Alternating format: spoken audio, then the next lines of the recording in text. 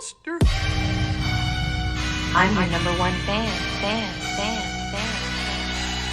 Now clear your minds. Notice what scares you. It has from the very beginning.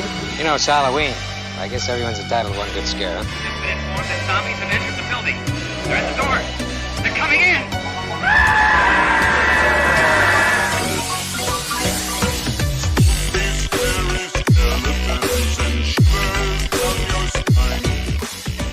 It's too fucking big to move. He's like 60 pounds now. Hey everyone, welcome back to another episode of the Midnight Monster Corner podcast. I'm your host as always, Corey, and alongside me is my good pal, Tony. What's going on, Tony? It's going, brother. How you doing, Corey? Oh man, it's definitely been a work week, that's for sure. Work weeks hit like that. Yeah, it seems like more and more. Especially in your case. Yeah, working more and more hours. It's crazy. Right now we're booming with work. So I remember a few years back we weren't booming at all. We were working like 2 days. So And it wasn't so much fun. So I guess you'd much rather be booming with work than having nothing. that's true. It does make life a little easier. Right. Absolutely. Yeah. And then I can save up for my collection. There you go. Yeah. Perfect segue. But folks, real quick, you are listening to the Midnight Monster Corner podcast, and yeah, pretty much we are everywhere. We're on all platforms right now, and it seems to be our main one is YouTube. But make sure that you go anywhere to listen to us, and of course, YouTube is the place that you can actually physically watch us do a live show. Well, not really a live show, but a recorded show. But make sure that you hit that like button and subscribe and share us and get our name out there. If you have friends that are into horror, let them know about us. We're trying to get off the ground a little bit further, and we're trying to get up there. So yeah, just keep us going. And like I said, all platforms, you can literally just search our name, the Midnight Monster Corner podcast, and we will pop up. But yeah, and also join the discussion on our Facebook group. It is a closed group. You join us, or ask, and we will let you join. And just join the conversation. We like to have fun. We cut up in there, and we share TikToks and funny horror memes, and then of course the shows itself in there. But we're constantly trying to talk to you guys as well in there. So hit us up on our Facebook group as well. But yeah, with that, this episode is actually different from the episodes we normally do. We normally do a suggestion episode where our Facebook group joins in and tells us what we should watch for the review, and we usually enter it into a drawing. However, we didn't do that this month. For this episode, we ended up just kind of doing a dedication to Robert Hall. So this was the last month of our slasher films, or 3-month slasher series, shall I say. And pretty much we dedicated this episode to Robert Hall since he passed away in May. But yeah, we wanted to do Laid to Rest and Laid to Rest 2. So with that, yeah, let's just jump straight into it, Tony. Absolutely, dude. So before we get into Laid to Rest and Laid to Rest 2, let's talk about Robert Hall, just real quick. Kind of his legacy in a sense. We didn't know too much from him, correct? I knew of these films, and I think I knew of Lightning Bug. I knew of these 3 films definitely from him. But you knew more of his extensive stuff, or no? Not too much? Not really, because to me, he's always been the laid to rest guy. Whenever I thought about, Robert Hall, and I think he was at a Mad Monster that we went to one year. I distinctly remember him being on the guest list, but I'm actually not quite sure if we were able. Now, I know we weren't able to meet him, but I'm not quite sure if he was at Mad Monster or Days of the Dead in Charlotte. But I remember him being at a convention. To me, he's always been the laid to rest guy because, me, getting introduced to his body of work through the laid to rest films. I know he had an extensive career as a makeup effects artist, and a damn good one at that. His Hmm. effects just phenomenal. So he's built quite a reputation and career off of his special effects, and based on these films, you can see why. I mean, I've never seen the one that I haven't seen is Lightning Bug. It is one that I've seen out in the wild, but I've never picked it up. I've always been kind of curious about it without not wanting to get too much into it because I kind of wanted it to be kind of like a spoiler free kind of movie, not know so much about the plot, go in blind and check it out just based on the fact that he's the director. But Hmm. I haven't picked it up yet. I think I've seen it at either Second and Charles or Scratch and Spin. But I think next time I do see it out in the wild, I am going to grab it just to check that out and see maybe he's gonna do a different take on a genre instead of the slasher genre like he like he's known for, I guess, as being Hmm. the best guy. But going into research and everything like that, I typed in some interviews with him, and he doesn't, I didn't really find a lot of interviews with him. So I mean, on that front, he was kind of a quiet guy, as far as I know. And I'm not really big on other social media platforms, but I don't know if he had a Twitter or anything like that. But not too familiar with him, man. As long as I've known him as a director, he's always been the Lady Rust guy. Ooh, but a good little story is, and I was telling you about it. I did hear one time, and I can't remember if it was in Bloody Disgusting or where I saw this story, but he was slated at one time to direct a Nail Gun Massacre remake, which is pretty fucking gnarly. That's Um, pretty cool. yeah, I mean, I wish that project could have came to be. That would have been really, really neat. Just to have a Nail Gun Massacre film, and then with him directing it with all his prior special effects background, would have been a treat. But unfortunately, we won't have that opportunity. Um, but yeah, I mean, going into it, I'm me not knowing even how many films he actually directed in his filmography or his career. I know he's done a ton of special effects work, and me and you were kind of talking a little bit about how surprising amount of work he's done, um, just in the genre is quite staggering, really, if you think about Hmm. it. Um, but he cut his teeth in special effects, and it shows. Yeah. So I think right before I watched on this viewing, right before I watched the first one, I had never IMDb'd him or anything, looked him up or anything, and this go round I did. Right before I watched Laid to Rest, and it had been a few years since I've watched Laid to Rest, and Same here. um, honestly I kind of regret that because I have been and still am a fan of Laid to Rest. Um, I think going into it, I never realized that he only had like 8 titles under his belt as far as directing, like super small. Now, as far as the special effects, that I guess that's really what he was known for.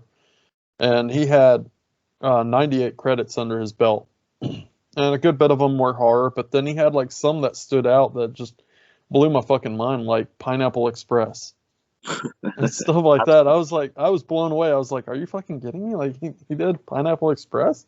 Yeah. So that's pretty cool.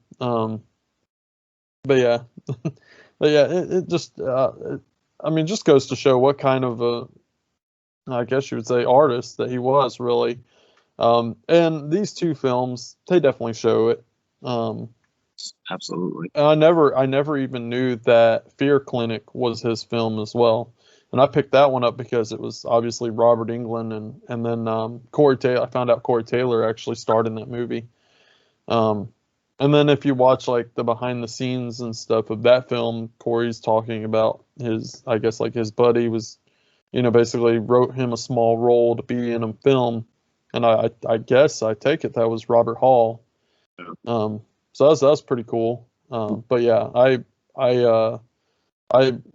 liked that movie back in the day, not knowing that it was even a Robert Hall film, and loving this film probably around the same time.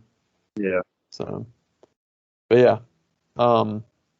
yeah, you ready to just jump straight into it, man? Absolutely, dude.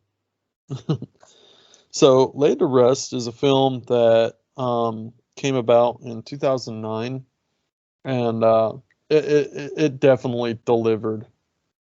I think right away we could talk about Chromeskull and how it delivered on him. Yeah. Kind of gave you almost, it definitely gave me almost a sense of kind of a hope for a new icon there. Yeah, yeah. I, Well, I, I was gonna say, man, this is a nostalgia movie for me too, because back when I used to hit you up a movie gallery and you used to work up there, and we used to get I used to get recommendations from you.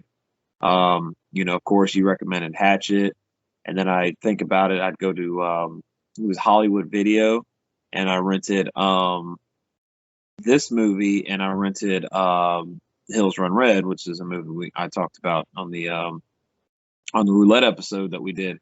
So these movies in particular are very nostalgic. They all came out around the same time. I mean, within a 5-year span of each other. So it was this that kind of like really, really got the ball rolling on, all right, I need to start getting this stuff into my collection. I need to start grabbing as many slasher films as I can, because I loved them previously because of course I'm a big Friday the 13th fan, almost a fanboy. So I mean, it kind of kickstarted me into going like, all right, I need some other stuff besides the typical, Friday the 13th, all the movies like that. So, I mean, this is a nostalgic film for me. The first time I watched it, I rented it from there and checked it out. And it just reminded me of like the stuff that you would recommend. Like, you got to check this out, dude. This could be like a new big icon in the slasher game. I mean, so this kind of stuff really speaks to me. And it did. When I first watched it, I'll be honest with you, I didn't really dig the concept of the killer with the camera videotaping all his exploits, so to speak. I wasn't really too big of a fan with the technology and the horror. I like my horror kind of stripped down, basic, and not too crazy on a technical level, but especially a slasher film. Especially a slasher film, exactly. Yeah. But I, for whatever reason, over the years, I mean, I've watched this movie many times, and over the years, I kind of just forget about that. I just kind of go with the flow of the narrative, and it fits for the narrative. So I've kind of forgiven it, over the past couple of years of me watching it. It just doesn't really bother me anymore like it used to. Because I was really turned off by it the first time I watched it. I was like, man, really? Like a camera, and he's videotaping everything, and he talks through a phone, because I mean, of course, Chromeskull really doesn't talk. He just uses the phone to communicate. So it's I don't know, man. I've come around to it a lot though over the years. Yeah, definitely. Yeah, I think this was one of the films that I don't know if I ever introduced you to this film. But I remember renting the shit out of this movie. Not so much renting it to me, but I remember, people coming in. I remember when this movie first came out, because I worked at movie gallery right around that time, and a lot of people were like coming in and, hey man, you're the horror guy. What do you suggest? And I'm like, oh, this one. And I was constantly pushing this movie because this movie was so awesome. Yeah. I don't know, just everything about it. The storyline's pretty cool. It's real simple. I mean, yes, there's a technicality because of him using a camera, stuff like that. But it's really simple because the premise is you meet your survivor girl pretty much within the first scene, I believe. Yeah. She wakes up in a coffin. Which that alone is like a really fucked up premise of you coming to inside of a coffin in a funeral home. I mean, how disorienting and how fucked up is that? I mean, so you are automatically, just based on that, kind of feel like you sympathize with her character of like, oh shit, what's going on, and you're automatically drawn to her character. based on the Mhm. mystery, trying to figure out how she got in that position. Why is she there? Why is everything off? Like it feels off in the beginning. And you really like when you first watch it. I know I was hooked from the jump. Like, where is this girl? Why is this girl in a coffin, and why is she in a funeral home? You know? Mhm. Yeah. Yeah, and you're kind of on that journey to try and figure out who she is.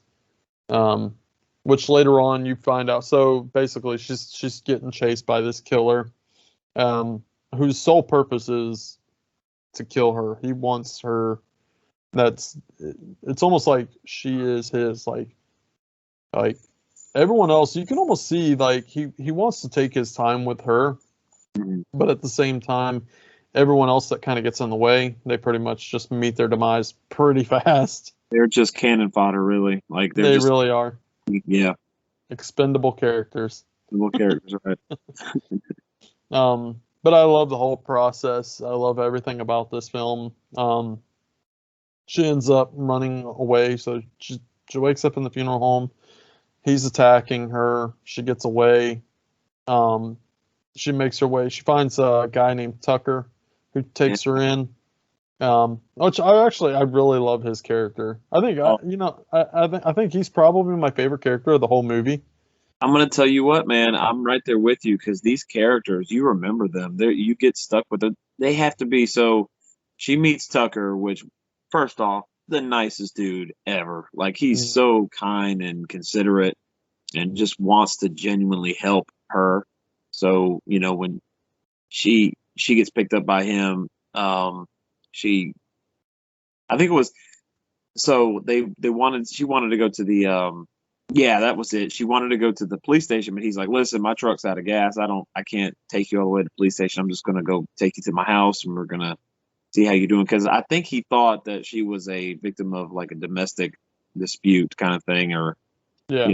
that her old man was beating on her and stuff like that. Because she looked disoriented, she didn't remember anything. So he kind of took sympathy on her, and he's like, "Well, I'll take you to my house, and we'll we'll let you get settled and everything like that, and you can stay here, and then in the morning we can run you up to the police station. You can fill out the report of what you've seen," which is really like it's a fucked up weird situation because he brings her home and his wife's already there, and she's just like, "Who's this random chick you're bringing in our house, and what's going on here?" But she turns out to be a sweetheart too. Like after, Yeah. of course, after she has her preconceived notions of this woman, like what is going on? Like, are you sleeping with this woman? Are you this, and that? But then when I guess she finds out that he genuinely wants to help her, that she could have been, getting beat on, and he's trying to save her from that situation. She comes around to it, and she starts being more Mhm. open and welcoming, and they're Well, just a sweet I think couple, man. she Really, yeah. So the wife's name is Cindy, and I think she pretty much has like an unconditional love that and towards Tucker, and kind of knows that I guess like she fully trusts him, like because even like she makes a joke, you better not sneak out into the living room late at night while I'm asleep. yeah, But yeah. you could tell she was She, just honestly joking about that. yeah, just poking at him a little bit, but Yeah. she's played by Leanna Headley, I think, Hmm. from the Game of Thrones, which her career soared. Like, I mean, just after that show, like, Yeah. forget it. Well, and that's the thing with most of these actors and actresses. Really, they didn't really go. I don't think they went far. I could be wrong, but I don't think they went very big. Yeah, she Um, was obviously the biggest one. I mean, she became a man, just a huge celebrity after that show came out. yeah. Very recognizable in that, but this was like one of her, not one of her earlier roles. I think she's been acting for a longer time, a lot longer than she was in this. But this was one of her, you know, kind of earlier roles. Let's just say that. Yeah. So, before her fame, her Yeah. massive.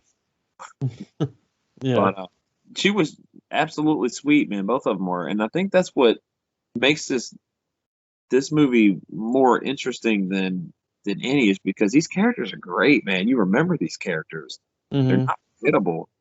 They're genuinely sweet people and they want to help. And, it we meet another character named Steven. It's the same way. You know, they have trouble finding a way to communicate to get the police because I'm jumping ahead a little bit, but I guess we'll talk about what else happens with Tucker and his wife and our. Well, we can talk about the kills in a minute. Yeah. Which But, we will be, if any of our listeners have not seen Laid to Rest, we will be spoiling the movie. yes. Well, that just goes without saying with these discussions that we do. We try to dive into them as deep as possible and really discuss certain things and what happens. But with this one, we'll be spoiling it. Yes. So since we are getting into spoiler territory, if you have not seen Laid to Rest nor Laid to Rest 2, because we'll be talking about the sequel right after this one, jump on to Tubi. Giving a quick shout to Tubi. No, we're not sponsored by them. No, we're not getting paid by them whatsoever. It just so happens that the majority of the films that we review are on Tubi. So if you want to follow along with the show, they're there. So luckily, both of those films are on there, and they're free. And awesome. At your convenience, whenever you can sit down and kick back and watch a movie, there you go. They're free. It's just simple and easy, and you can join the discussion with us and talk about the films with us as well. But yeah, man. So did you want to jump into the kills, or do you want to talk a little bit more about the characters, or? We could talk a little bit more about I don't know. We could talk. Well, what do you want? You want to talk about the? Well, remind there's two of my favorite aspects of the movie: the characters and the kills. I mean, Yeah, they're both phenomenal. We can go ahead and finish talking about the characters since we were kind of getting into character territory, I guess you would say. So you meet Roach. He's from a different movie. He is from a different movie, same actor. Steven. Yes. Who plays this like cowardly guy who it seems like he wants to hide in his house, and not deal with things. But at the same time, he feels like he's obligated to help in this situation. I really like that character too. Yeah, he's great because honestly, he could have said, "Just get the hell out of my house. I helped you guys enough, and to leave." But no, he goes along with them for the ride. I mean, it's one of those things where he feels like almost based on Tucker's aspect. Hey, man, he's going to come here and kill you just because we were around you. So you might as well come with us. You stand better of a chance of surviving with us than you do by yourself. So he's like, being, kind of a cowardly little, computer geek. He's like, oh yeah, you're probably right. So let me just tag along with you. Yeah. Which his brains come into play later on. Yeah, a few times. Yeah, absolutely. Yeah. He becomes quite the smart guy. He is. He's very, very intelligent. But well, prior to this, Princess is at, of course, Tucker's house, and shockingly, I mean, Tucker's wife gets killed by Chromeskull in a pretty brutal kill, man. Like really, really heartbreaking. Yeah. It kind of throws character just off, or Tucker's character just completely off. After that happens, he's just a wreck, and he's just trying to mentally be as checked in as he can, but he just can't get that thought of his wife getting killed right in front of him out of his head. And it really kind of drives him through the rest of the movie and his character, which is pretty fascinating. But I do like the two other characters that come into play when they come by his house. I guess is his brother-in-law and his girlfriend. Yeah. That scene, that whole sequence is fucking crazy. I mean, even watching it like last night, I still was blown away by how that kill happens. So you have his brother-in-law who's convinced that he's cheating on his sister. So he goes there because he saw Tucker, helping the woman into his house. Exactly. So automatically he's like, "Oh, he's cheating on my sister. I got to go confront him and tell her what's going on and this and that." And he brings his girlfriend along for the ride, and it'll take you back. It'll blow you away by what happens. I mean, let's just say Chromeskull's got a hell of a throwing arm. Yeah. Well, so I guess since we're getting into some kills, we'll go ahead and talk about Cindy's kill first, because that was first. Yeah. So, so basically, what is it? So Chromeskull has now checked his tapes and realized she got picked up by a truck, and he magically figures out where that truck is at. So he's on his way there. Um, uh, Princess, as they call her, or IMDb, the girl. The girl. She's laying on Tucker's couch. Tucker goes in to check on her, leaves Cindy alone. Goes to go back into his bedroom. Suddenly, the door's locked, and he's like, Cindy, open the door. I locked myself out. Um, I guess he realizes that something's off, so he plows through the door, only to see Chromeskull has his wife hanging halfway out of the window. So he goes outside to confront Chromeskull, and he's like, "What do you want? What do you want?" And I love this portion because he's telling everyone what he wants, and he pointed at Princess. Like, that's what I want. Like, you guys are just innocent bystanders. That's what I want. I want my kill. And yeah, without any hesitation, just shoves the knife right through her head into the house. But it's rough, man. It's right through her temple. Like Yeah. it goes right through the temple, and then they do have a little bit of CGI with her eyes, and they kind of go like they're off and hmm bloodshot and whatnot. It kind of, it's like, well, you're gonna have a little bit of CGI in here. I mean, Well, when it's just at the time. I mean, it seemed like a lot of horror films at this time, even if the majority of the movie was practical, even if that were the case, you're going to sprinkle a little bit of CGI in the movie. hmm It just seemed like of its time, that's what movies were doing around this time. So, Well, in my opinion, it really worked, and especially in this scene. And honestly, this is really one of the only spots that I noticed the CGI. I mean, granted, like, you're gonna have CGI in the next scene that we're gonna talk about with the throwing arm. yeah, I mean, clearly that's definitely CGI, but and again, even that scene is well done. What I really loved about this scene is when he pulls the knife back out of the head. You see the skin and the eyeballs just kind of motion and move along with the knife. Man, that's brutal. Like, yeah, and that's honestly, like, a lot of the kills in this film. You see that even like when he's like pulling the knife out of. Sorry, this is kind of going into further, but when he's pulling the knife out of Tucker, again, you kind of see like his like it's almost like he's pulling it out of a hole. To tell you the truth. yeah. But I mean, it's pretty brutal. And Um, the brutality in the kills are at a very high level. yes, and might we talk about this weapon? Oh, I his mean, yeah, this thing is badass. He uses it pretty much more like a saw. It's like a Bowie knife meets a small saw. it really is. Yeah, Yeah, 'cause it has those jagged, frayed ends on it, and I like it's dude. even how he whips it around and everything. I mean, he definitely has some class with it. For But sure. yeah, you want to talk about the next kill now with the Oh, throwing arm? yeah. So it just comes out of nowhere. So, or I can't remember his name, and the brother-in-law goes to his girlfriend because she's complaining, like, "Why are we here? I'm ready to go. I'm not feeling this." So he's like, he comes back up. He's like, "I'm gonna go to the house real quick."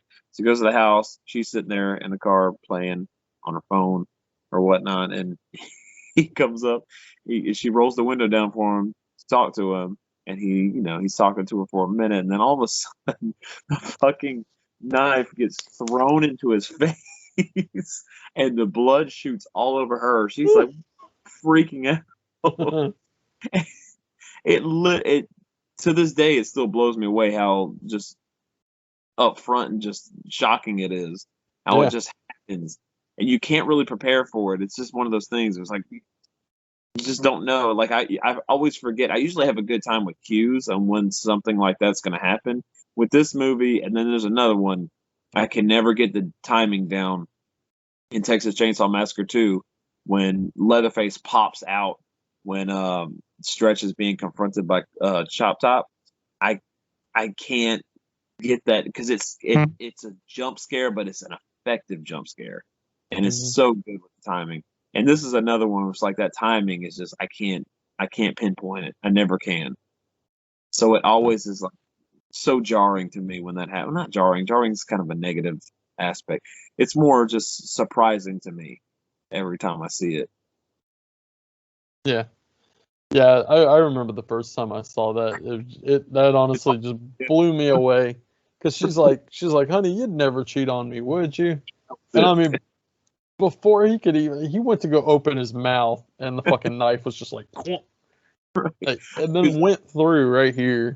Yeah, it went straight through because I'm thinking, oh, he's gonna tell her, oh no, hon, I'd never do that, and then that would happen. But no, before he even says anything, that knife comes shooting and just catches him, and it's oh man, it's Yeah, effective, so effective.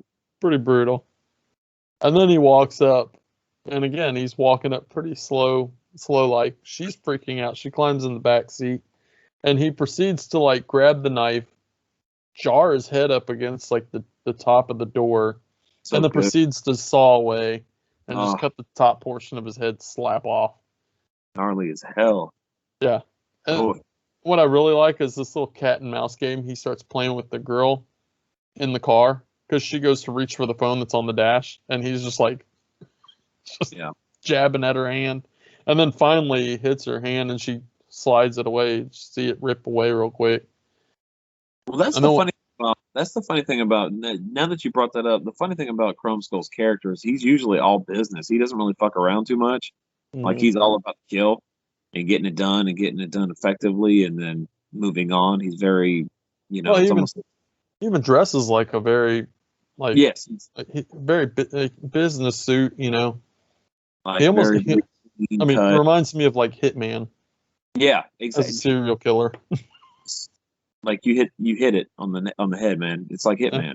He's very, about his business, his goal. He wants to get it done. The kills. I mean, it's like a business for him. Hmm. But he's so menacing looking too because he's, already played by a pretty big dude. He's played by Nick Prinsby, which is I've seen him in tons of stuff. And he usually plays the hulking killer. So it just goes to show you how imposing he can be physically. Um, and he brings a lot of character to that character without really having much to say, or you just get a lot from him. It's almost like and now I'm not comparing him to Kane Hodder, but I'm just saying when Kane brings a certain characteristic to Jason, he brings the same thing to his character of Chrome Skull. Um, Yeah. very, very, it's even hard to explain, but he's got an imposing, not an imposing figure. Well, it's an imposing figure too, but almost an imposing personality as well, because he's just so, goal oriented and all about the kill and getting it on tape and the technology and this and that. He's very focused and very driven. So it's cool that you have a killer who's kind of, you know, all business essentially. Hmm. He's making his own snuff films, apparently. I mean, it's pretty much what he's doing. Yeah. So he's very, very business oriented, and he looks it. Except for Yeah. his, I mean, that just which is so cool. I love the Chrome Skull mask. It's very, very unique, very, very neat. Hmm. I love all the stuff that they do with it in these two films. With that mask and what they do, it's really good stuff. Um, but what do you think about his overall, look and his demeanor? I like it. I love how again he's very you can tell he's just very calm Yes, um too. and confident. He's definitely a very confident killer as well. I Absolutely. mean, most killers they're after their victim pretty fast in these films, whereas he's like, oh, let me just take my time sewing up this bullet wound. That's another thing that he does. He can repair his own wounds. If he sustains wounds, he can work on them, and which they mentioned that they're trying to find out more about Chromeskull and his, they say he's a very wealthy man. He's probably a doctor or something like that. He's in the medical field or something. He can, address his own wounds and stuff like that. So you get that essence that, he's possibly has some medical background. That he's very wealthy. He's just he's like, I was gonna say he's like Batman only with murder. So he takes these. I mean, it's the truth. He takes these gadgets and this stuff to commit these horrific murders and stuff like that. He uses wealth to do it. So yeah, essentially, that's the only comparison I got. But, But I mean, when it comes down to it, the simple, basic, premise of a killer in a film for me, need to have a cool look. He does. A cool weapon, and essentially a cool mask. All boxes are checked. Yep, he's got them all. Yeah. So I absolutely like him, and like I said in the past, I kind of hoped we would have a franchise here. It started looking like we were going to get one, but pretty much it stopped after it started. Well, I hadn't even mentioned this to you yet, but there was plans to make a third one. They even had a title and everything. Like really? It was made, yeah, but it just never happened for some reason. I don't know why. It just never was made. And like I said, I looked it up on I think it was IMDb. But I saw the poster, I saw the title. I was like, wow, this really was almost a thing. It could have been a trilogy, and we missed out on it, man. It would have been great to have a trilogy, but like I said, man, those projects that could have happened that we wish really would have happened, but they never did. It's very, very sad. You never know. Maybe one day, maybe it will. Someone could pick up the mantle and bring Chromeskull. Yeah, that would be great, man. I hope so. I really do. I love some more laid to rest. Hopefully, one day. Well, it's almost, to me, it almost reminds me of the Collector, the collection, and the movie that we almost got, The Collected. I still want it. Still pushing for it. It'd be great to have that be another trilogy. It's almost in the same boat, Yeah. Yeah, no, those two films I adore too. I love those films. So good, man.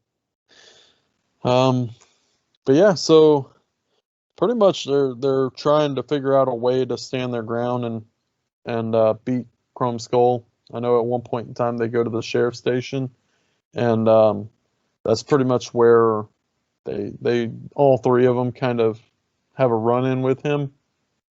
But yeah, that's brutal in itself, and that's pretty neat. I like how they just walk up in a police station like it's nobody's business. Yeah. And then you find out, of course, no one's in there because they're all brutally massacred as well. He took out a whole police station. Which consisted of a sheriff and a deputy. Yeah. I think that's a small town. This takes place in a very small town. Which feels, and I was going to bring this up to you, the town, it feels like the most isolated town in America. Like there's no one in it. I mean, it's very minimal characters, which, given the low budget, it's understandable.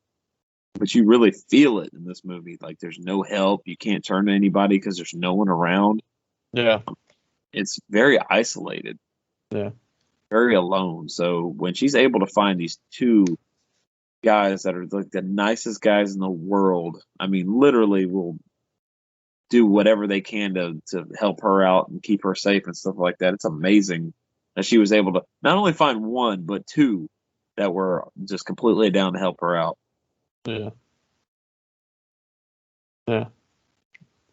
And and then like I was saying, pretty much they make their way from there. They end up going to this like little hole in the wall. Or no, they make their way back to the funeral home, don't they? Back to the funeral home, yeah. Yeah, where they come in contact again with Chromeskull. Pretty much what I really like is, again, it shows that he's pretty much just after her solely. Because at one point, Tucker goes back to try and claim Cindy's body. And so Steven and Princess is pretty much locked up in the mortuary. or the mortuary, and or funeral home, and then she ends up making her way to the barn in the back, which I guess both of them do, and pretty much Chromeskull pretty much allows her to go into the barn, and I really love the scene where she wanders into the barn. He goes to go in after her. Steven's trying to stop him. He's like, I'm over here, I'm over here. And Chromeskull just walks into the barn and locks it. Steven can't get in. So locks himself in with her. I thought that was a pretty neat touch. It was. That whole sequence is another one of my favorite sequences in the movie. The barn sequence with all the carnage. Man, Robert Hall, and even through watching these two movies, he has a way of making these fake bodies look so realistic and so grotesque and so nasty with the mutilation, and it's just, oh man, it gets under your skin sometimes. And I watch horror movies all the time, and I've seen gore and this and that, but he's just got a way of making it seem so almost like real and just, I don't know, it's hard to explain really. No, he's been in this small town doing this for a while, because you can see where there was like different stages of decomposition, you know? Yeah. Well, it's even, I mean, not hinted at, but it's even said in the beginning when the funeral director, which is played by Richard Lynch, which is really cool to see Richard Lynch in a role. He's had a deal with Chromeskull. He's like, listen, you know, I let you do your thing out there. You pay me, and we've had that understanding and this and that. He said, but when they start waking up like Princess did, when they start waking up in my business, that's when the deal's off. And he's like, we're not doing this no more. And he's basically telling them, nope, it's over and done with. Mm-hmm. He's pissed and kills him too. So plus the town is, I guess, like the sheriff is starting to close in on it because there was a smell coming from the barn. That too. And stuff. So yeah. But dude, I was gonna ask you, there's a couple moments in this film where it almost turns into a road horror film, because they spend a lot of time on the road, you know, driving from here there. I mean, there's a lot of sequences and scenes where they're in the car and they're moving around the road, and it almost turns into a road horror film, which is pretty cool, because I mean, we don't have enough road horror films. Let's be honest. There needs to be so many more. I guess that's where you get that sense of kind of like isolation. Yeah. Because you almost you can see that they're traveling far to get to a different location. Yeah, absolutely. It seems like these locations are very, very spread out. Mm-hmm. Which it's funny because so Stephen has a mom who passed away. She's an older lady. So he had a governor put in her car to where she can only go 40 miles an hour because apparently she had a lead foot. She was getting in some trouble. So at this point, Princess stole Chromeskull's car, and was making her way. She was trying to get to like the police department, not the sheriff's office or whatever. And she was like making her way through the town. She got to that little gas station. Yeah. And then, like you said, that's when he pretty much, he had already started following her and everything. Mm-hmm. Well, he could track with his technology and his, the phone, and, you know, he's got all these gadgets and stuff like that he utilizes, and pretty much tracks her down and finds out exactly where she's at. When she took off, I mean, after she survived the barn sequence, was the sequence in the barns, and I'm like, it's one of my favorite sequences in the movie, but there's a reason, because it's just, it's unsettling what happens in there, all those corpses, and, you know, her and him and the cat and mouse, and it's really, really effective, and I enjoy the shit out of it. But going back to the funeral, there's one moment when Steven's mother has passed away, and matter of fact, he told them, you know, I have a funeral tomorrow. I have to go to my mom's funeral. So they go to the funeral home, and he's like, I can't go in there. I can't go in there. My mom's body's in there. I can't see it right. I can't see it like that. So he's not wanting to go in there at all. Mm-hmm. But eventually he ends up outside in the car, but he's parked next to a hearse. And the creepiest moment in the movie is when he sees his mom's corpse rise out from the corpse. I was like, oh wow, that's really effective. That whole scene. Mm-hmm. I just couldn't get that out of my head. I'm like, damn, that's really fucking. I mean, that's really well done, really effective. I don't remember. I don't know if you remember that scene, but I was like, whoa, dude, like that's Yeah. a little bit of psychological shit happening there, where he's tormented and he's fighting some demons and stuff because he does not want to see his mom in that position, which is completely understandable. Yeah. But yeah, I just wanted to throw that out there. That shit was very effective. Very, very nice little touch. I wonder why Chromeskull did that. Yeah. You know, with him being such a perfectionist, why play around and joke around like that? Yeah. That was wild. You know, because you don't see him do stuff like that often. He's really like about the business and getting it done. So Right, and he could have instantly had Princess right then and there. yeah. So it was like he gets off on the chase and catch and chase kind of thing. Mm-hmm. So yeah, so they're making their way to the gas station now, and they're going like 20 miles per hour. Yeah, I love that whole scene is kind of funny. But yeah, let's talk about this gas station scene. Oh, let's please. This is where it happens. This is the final battle of the film. You know, they're gonna stand their ground. They even make reference to that. So Chromeskull catches up with Princess. He could actually lock the doors manually to where she couldn't get out. Yeah. And then he walks up. I love that scene too, because he like runs up and peers into the car. So good. So Yeah. good. That's a really cool scene. Very effective. Absolutely. But basically prior to that happening, you meet your two characters. These just young ravers, Tommy and I forget the other guy's name, tell you the truth. His buddy. Yeah. We'll just call it the buddy. A buddy. But yeah, so they go in, they're wanting to buy beer so they can go to this rave and party. But lo and behold, they were going to the sweatshop where they would have gotten brutally massacred there. So Yeah, so either way they're fucked.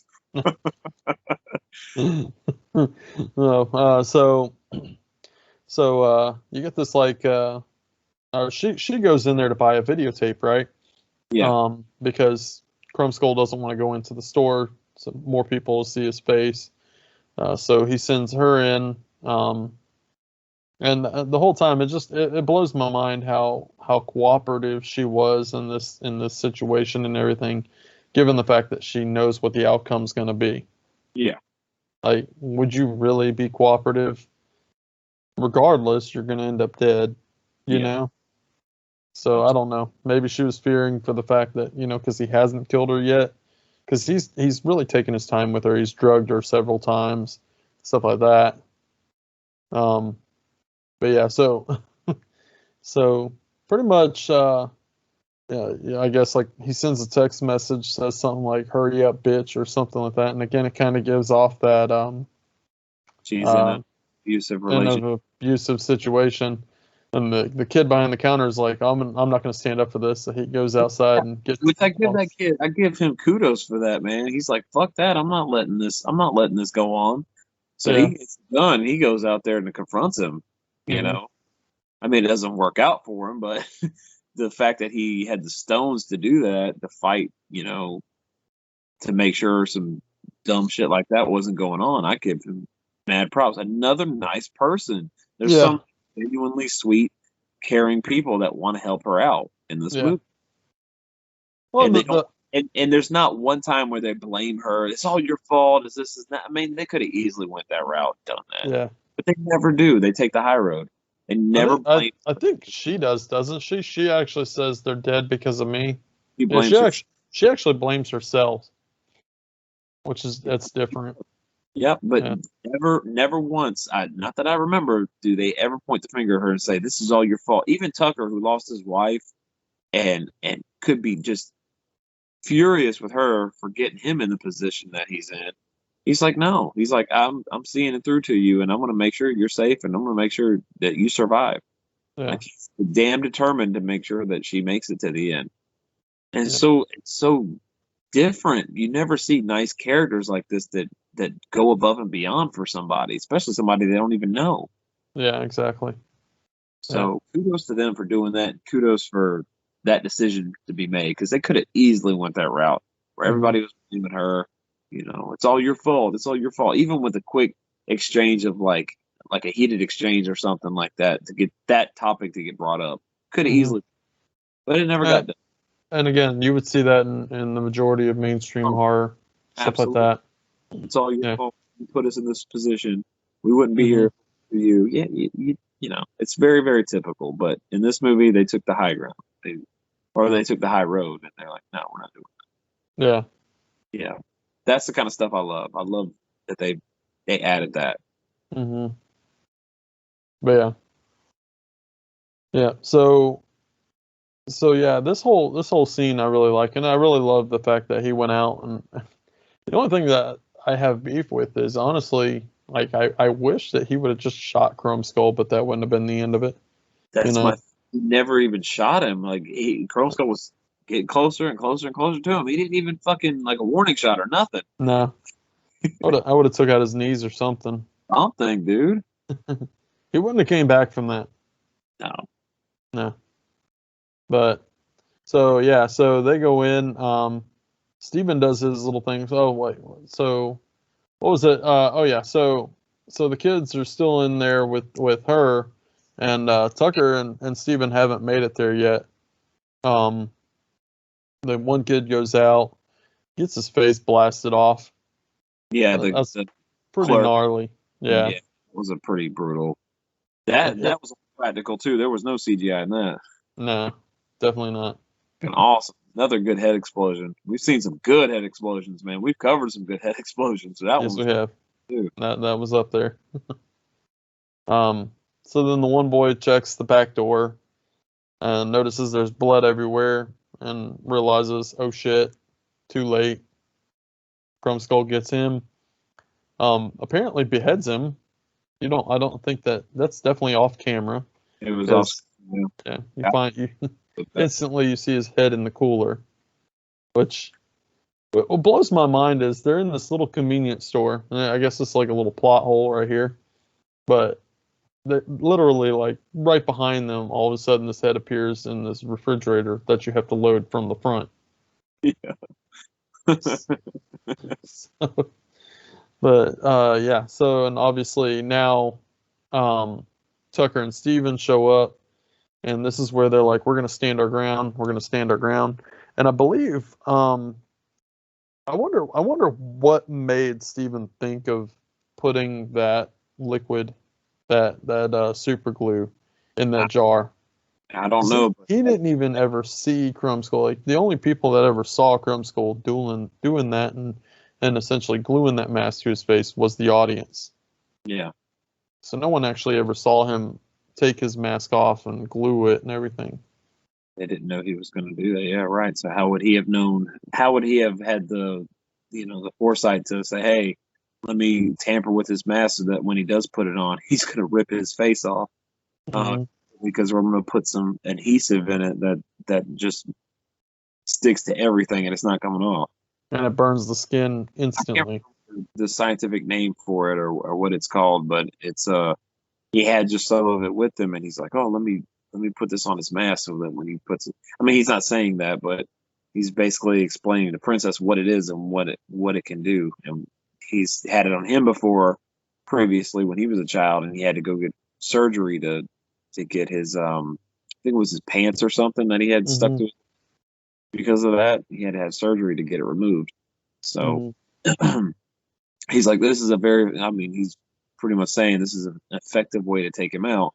Which that decision, them making that decision, changed the whole story, especially on part 2 of what was going to happen. Yeah, big moment in these 2 films. There's that moment. Yeah. So now there's another scene where once again, he's kind of playing a little cat and mouse with him. So I'm wondering why he didn't hear that. Why he didn't see him doing that, and he was in the building with him the whole time. Again, that's I don't know. Yeah, it could have been he was in the middle of killing the dude that we never saw, or I don't know. It's just something it's just convenient for plot convenience, really. Mhm. Yeah, I guess you could pick the scene apart as Oh, yeah. much as you can, but I mean, regardless, it's still a really cool scene. Mhm. So pretty much, he baits them with the phone. Now, Steven goes up to answer the phone or grab the phone or whatever, and that's when Chromeskull basically slams his head down and proceeds to like pump his head with Fix-A-Flat. Oh, that's the worst CGI in the movie. Yeah, So, man, it's so bad. yeah. It's hard to do that practically, but damn, that CGI was awful. Yeah, I agree. That's probably one of the worst ones. Absolutely, it's terrible, terrible. But yeah. Um. But yeah. So what happens next? Tucker ends up getting it right. Well, and here's another thing. Why didn't they fight back right then? They were obviously busy with him. Tucker had a gun, so Yeah. that and again he was shooting at Chromeskull's mask, which was just reflecting off or ricocheting off the mask. Much, yeah. I wish they would have just actually just like shot him in the chest and got away. I really wanted Tucker to live. I said shot him in the knee. Yeah, but I really wanted Tucker to live, but Yeah, that me wasn't too. the case. Yeah, I like Steven and Tucker's character, so when they died, I was like, oh, but Hmm. you have to have a body count, so um, I had to have that in there, which Yeah, we kind of brushed over it a little bit, but so throughout the whole story, Princess is trying to regain her memory. She's got amnesia. She can't remember what happened to her or where she came from. She doesn't know her name, obviously. hmm, So it's one of those things where at the end of the movie or toward the end, um, she finds out exactly who she is through the videotapes that she got from Chromeskull. So she finds out that I guess she was a hooker, and which is it was foreshadowed by Tucker's wife. And she said, yeah, "Oh, she might be some kind of hooker or something like that." Oh, foreshadowing, but she hmm, is. So she sees the exact moment where she gets knocked out by Chromeskull after he solicits her for a little. I guess it was for a blowjob. I don't know. That was all he paid for. He didn't cheat. yeah, He's like, no, I just want a blowjob. That's it. yeah, He tried to get her in the door.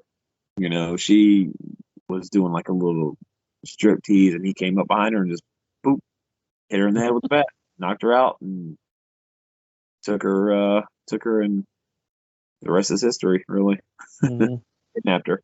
But so she finally finds out, her past and what she is and stuff like that. And there's like a moment where she's like, I'm not going to fight anymore. I don't want to fight anymore. I'm done. Come at me. Come at me. So, because she's of course hiding behind this big display, like this big cooler display hmm, where the dude's head was, and she's like, come at me. Come at me. I just don't, I don't want to fight this. I don't want to fight you anymore. I'm tired. And so he's like, okay, cool. And which is so cool when he bashes his head through the glass. yeah. It's so fucking awesome. I That was love it. really neat. Yeah, but yeah, and then she's able to finagle his mask right off. Yeah. So of Well, course see, he's got to stop what he's doing. yeah. He's got to have his mask on. He can't kill Hmm. with his mask. All right. He's So very particular. it's almost like two identities there in a sense, Yeah. you know. But Absolutely. yeah, so then he goes to glue the mask on, and almost instantly it just starts burning his skin. He falls down to the ground, goes to peel it off, and rips his whole face off with this mask, Man, along with it's his eyeball. His eyeball so comes out. brutal, dude. Yeah. We go from the worst CGI and the worst effect in the movie to one of the best effects in the movie. Mhm. It's him ripping his mask off and just the muscle and tissue and everything that comes off with it. He's basically like a skull with like hamburger meat and no eye, and it's so fucking gnarly. Yeah. It's bubbling. It's ugh. The Because very he's already lost one eye, yeah. so he's only down to one eye really. And then It's, yeah, it looks so cool. I love it, man. I just love that effect so much. yeah. And then she walks up and just hits his face with a baseball bat. She kind of finishes him, or spoiler, doesn't finish him off, which is I'll get into it early. It's one of my major critiques in the second one. Is like, how the fuck would anyone survive that? Like, Apparently, this guy. no chance. Yeah. I mean, we're grounded in the reality that he is human. He's not a supernatural slasher villain. So how the fuck did that happen? By no means, yeah. Yeah, but I don't want to jump ahead yet. We'll get there. I love how so now you have Tommy who's sitting in the car waiting on her to get out, and her, and pretty much like they're just sitting there and she's like, "Where to?" And he was like, "Shouldn't we wait for the cops?" She goes, "I wrote a note." She's like, I'm done waiting for the cops because he had been trying to get with the cops the whole movie and it just wasn't Yeah. happening. But yeah, I love the fact that they sent like an email where they where they were like, "If this is a real emergency, a killer is after you." Yeah, it's kind of a real emergency. yeah. When they're trying to get in touch with the cops on the computer. Mhm. Yeah, right. Which, I mean, Well, hindsight, I mean, it was probably best that they do write off because, when we find out what happens in part two, it wasn't too good for them. So, yeah, it kind of worked out for them that they wrote off, well, you at know, least for a kind of. little while, you know. So real quick, do you want to rate this one and then we'll go on to the second one, or you want to wait until the end of the show to rate both of them, or how you No, want to do that? I'm down with rating the first Lady Rest now and then jumping into the second one. If Okay, you are. cool. Yeah, man. You want to go with your rating? Yeah, man. Like I said, there's a lot to like about this movie. I love my two favorite things. I already said it. I already kind of said it on the already kind of well, not spoiled it. I said my piece on it, but my favorite thing is the characters and the kills. I mean, this is just another one of those films that's just gory. I mean, unfortunately, the CGI hinders a little bit of it, especially with the Mm-hmm. Stephen. That was kind of, but there is a little lag toward the middle of the film when there's a lot of back and forth riding around stuff like that. There's not a lot happening. It kind of drags the movie down a little bit. Um, if I'm looking at it through a more critical eye, there's moments like that just kind of where are we heading, where are we going? Like let's kind of speed it up a little bit. And I think that's the thing with the two films. I'm wait till I get into the second one with that. But I do overly enjoy. This is a movie I remember from. It's got a lot of nostalgia for me, but that won't affect my rating at all. Because there is a couple of critiques here and there that kind of kept it from being a really, really standout. But I gave it a fair 3.5-star rating on Letterboxd. Okay. Like I said, CGI was killing it. There's pacing. Pacing is really one of the main things in this movie. There's like not too much in terms of it, but there are times when it lags a little bit, and you're like, whoa, what are we doing here? What's going on? Mm-hmm. I didn't really mention when we were doing the discussion on it, but there's a couple things here and there. I mean, I never use a film's low budget as a critique or anything like that, but you can tell this movie was shot on a lower budget because there was not a lot of like extras or I mean, in a film like this, why would you have extras and stuff like that? But it felt like an isolated, like there was nothing in this town at all. Yeah. Yeah. But I'm half as fair for this movie. I mean, 3.5 out of 5. yeah. I don't know. Yeah, for me, The one thing I did pick up on was well, I guess you would say the lack of I guess like a score.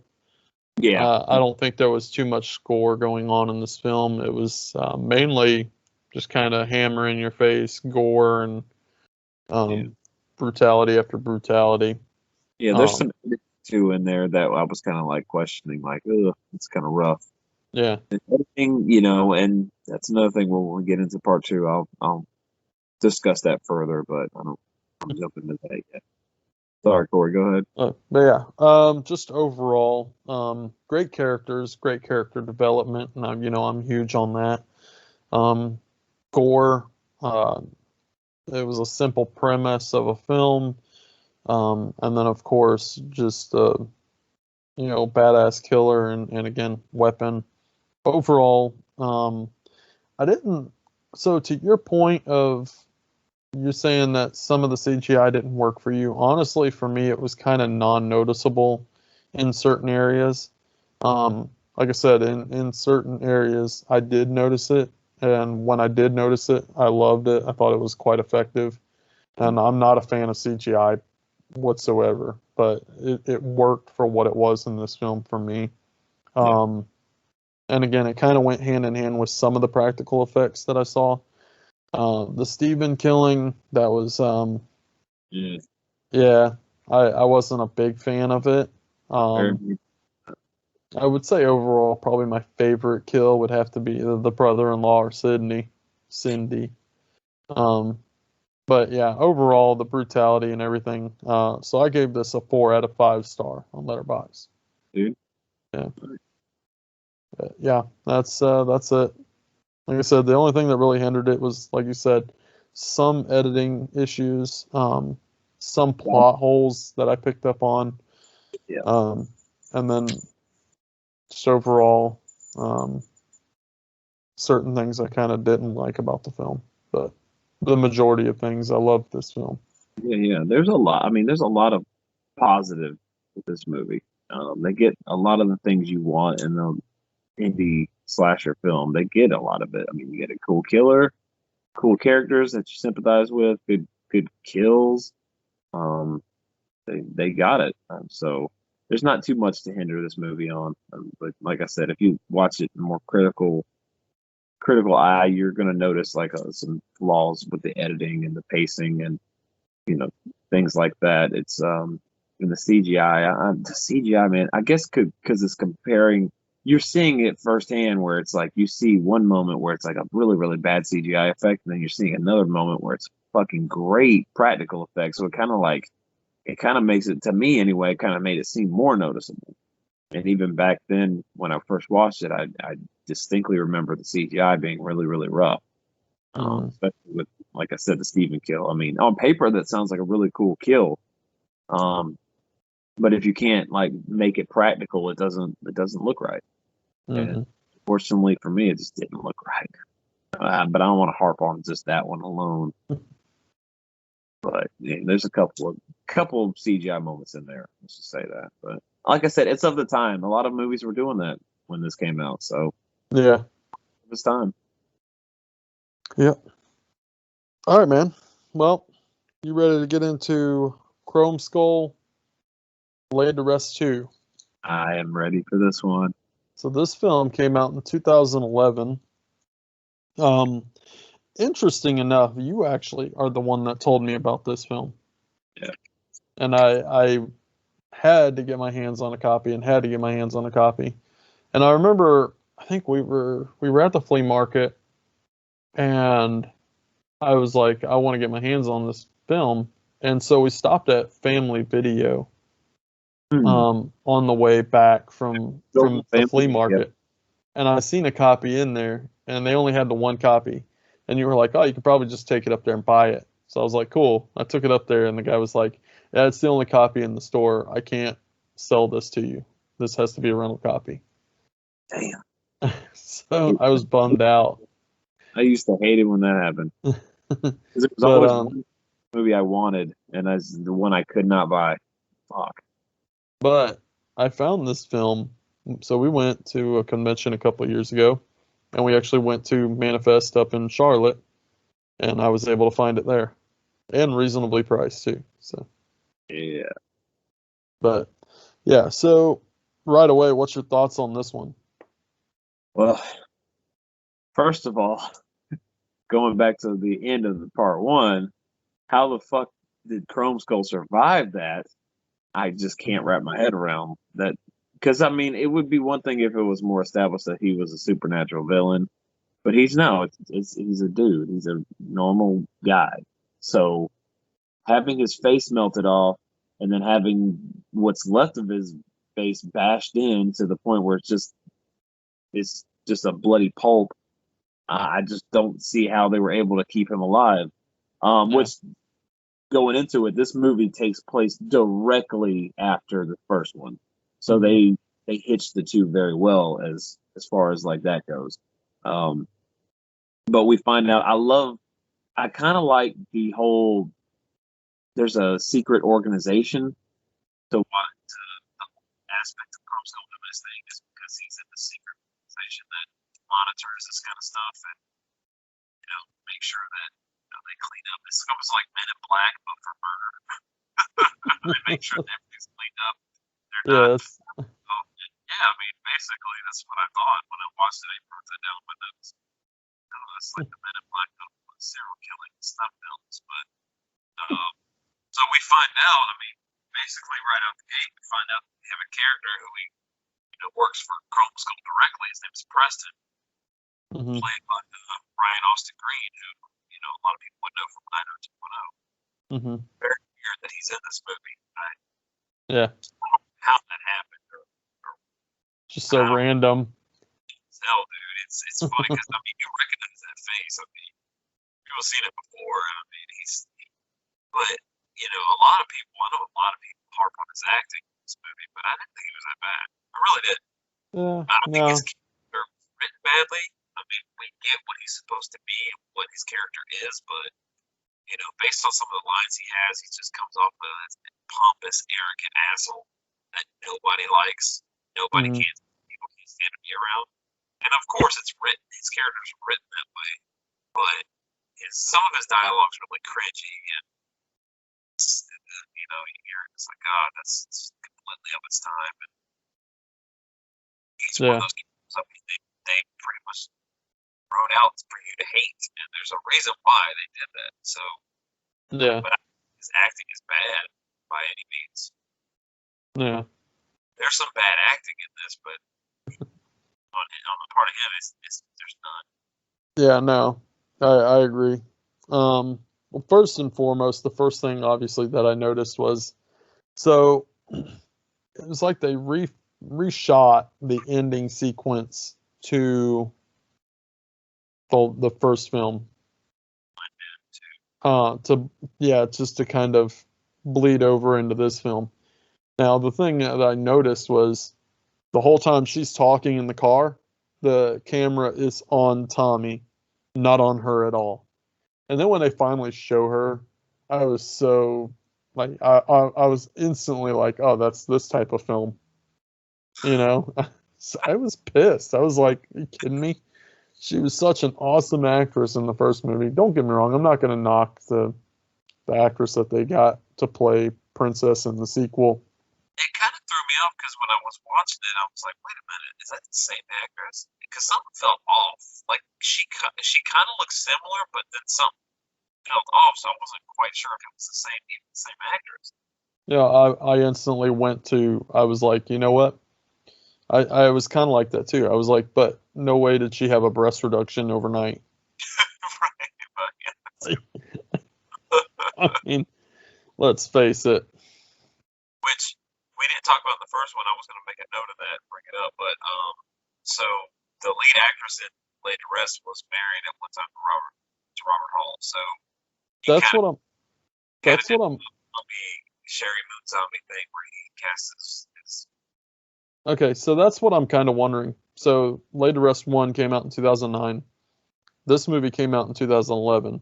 However, I went to her IMDb, and it said that she was married, and it had a question mark, and then it said 2009/2010.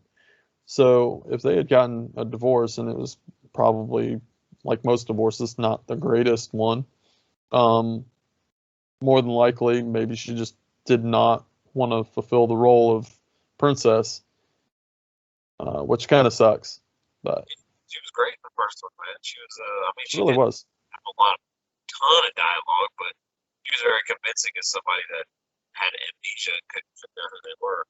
She did Yeah. kind of say weird things, like, I don't know, she kind of gave nicknames to things when she was talking about them, so she sounded like a child talking about stuff. Yeah. Like I she know. kept referring to like a coffin as a dead box. Yeah, just it's weird stuff like that. I'm like, even if you had amnesia, I don't think you would be saying stuff like that. But maybe I don't know. I didn't really understand that either. I wrote a note of that too. Yeah. But now, like I said, we're on to the next actress. She wasn't. The next actress was kind of something was off. I had no idea that was. I just thought that was passage of time. She looked different, but then I thought about it. I'm like, somebody else. I mean, they got as close as they could to look alike. I mean, she really kind of looked like her. It just seemed like something off. Yeah.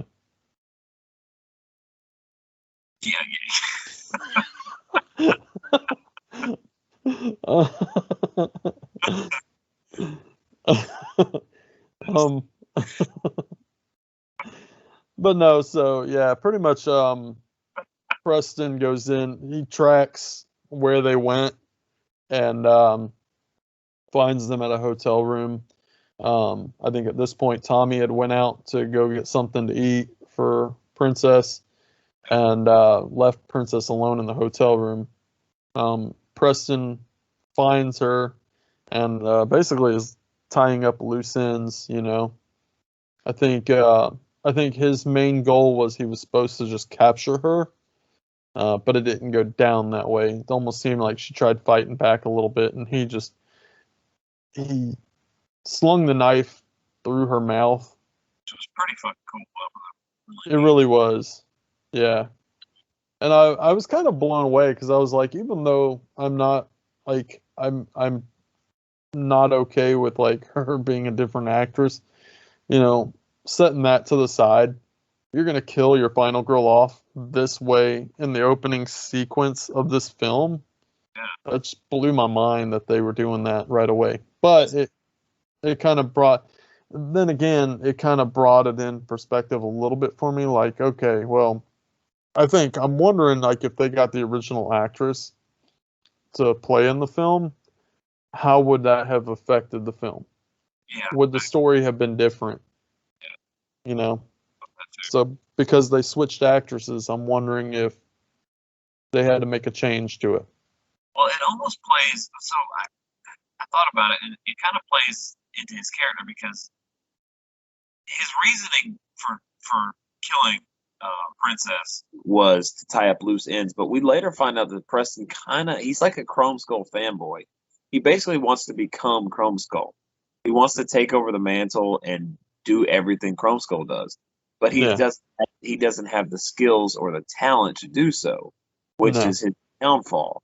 Throughout the whole movie, he's constantly trying to emulate Chromeskull, look like him, have the same mannerisms he does, and everything like that.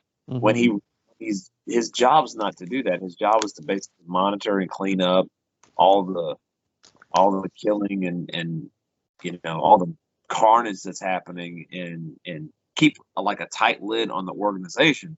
Mm-hmm. But he kind of takes his job and kind of uses it to his advantage to kind of emulate and be like Chromeskull, which is at the end of the day what he aspires to be. He wants to be that guy. He wants to be the killer. Because I mean, he gets a sick. You can even tell when he killed Princess, it wasn't like a loose end, quick done. No, he got off on gutting her and killing her because he's fucking wacko. I mean, he's a nut. So, it's interesting when you bring it up. Would it affect the narrative? It might have, and it might not have. I'm just wondering maybe if Robert Hall had the casting prior to pre-production on, well, he would have wrote the script out and everything like that. But maybe going through the divorce and stuff, it changed the. I don't know. It could have. I mean, who knows? I mean, we'll never unfortunately know because he's passed, and we never can ask him that question. But Mm-hmm. that's a good point, though, man. I mean, because I didn't even realize that they had a divorce prior to this movie being filmed. So that's got a lot to do, I'm sure, with her not being in this and not reprising her role. So, Yeah, it's interesting. It's an interesting theory. definitely. But yeah, and to your point, I picked up on that pretty fast as far as like, learning about Preston's character and following him really throughout this film.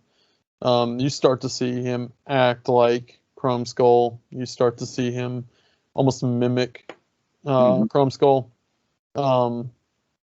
He even changes Chromeskull's weapons, which is the infamous Bowie knife.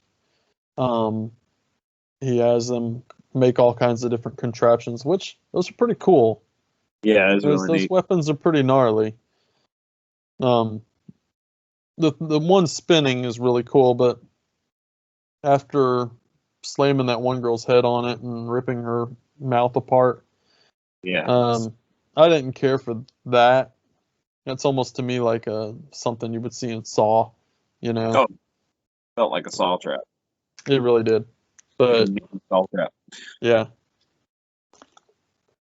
But I mean, besides that, I like some of the weapons that he came up with and stuff. But yeah, so basically now you're seeing this organization. You're introduced to Daniel Harris's character, Harrison, right? Harris. Is it Harris or Harrison? Harris, yeah. Yeah, Harrison. I always get that confused. But yeah, she's pretty much devoted to Chromeskull. And you can tell there's like a surgical team that starts putting him back together. Yeah. And of course, he's pretty brutal looking. Like he's He's disfigured, horribly disfigured after that. Yeah. What did you think about that opening sequence when they were sitting there, like basically sewing him all back together? Loved it. I loved Yeah. the whole operation sequence. I loved it. That was some of my favorite. Like everything that had to do, even part 1 and part 2, with Chromeskull's face and them trying to, from him pretty much ripping his face completely off to it melting and this and that to them rebuilding it. I love that stuff. It felt realistic. It felt like they were really doing legit surgery on him. Yeah. But it and I'm going back to it, that it really affected him. So Chromeskull's character changed in this movie. He's a lot more vicious and a lot more pissed off. He's pissed in this movie. Mm-hmm. And the reason why is because Preston took his loose end, took his kill from him. Mm-hmm. And he kills with such a ferocity in this movie. Like there's no holding back. There's no compassion. Well, not that he had compassion in the beginning, but he is fucking mean in this movie. But you don't really actually see him killed until like towards the end. And that's one of my problems, is that he doesn't have a high body count in this movie because of the Preston character and shoehorning all that in. And the main thing with this movie, and I think about it, the script was so much more ambitious for the budget. They did not have the budget to pull this off. The secret society of this organization hiding this stuff like that. It seems so grand in a script, but when you have a lower budget, and unfortunately the secret society looks like a 2 office room, like it doesn't feel like it's that grand like it's supposed to be. Because you think this is an organization that's got millions of dollars. Like, they're very, very private. They have the best technology. They have the best teams of doctors that come in and this and that. But it doesn't look it because of the budget. So it's like a blessing and a curse with this script. I love the fact that they kind of introduce this kind of stuff because it's different. But they didn't have the budget to utilize it effectively, which is unfortunate.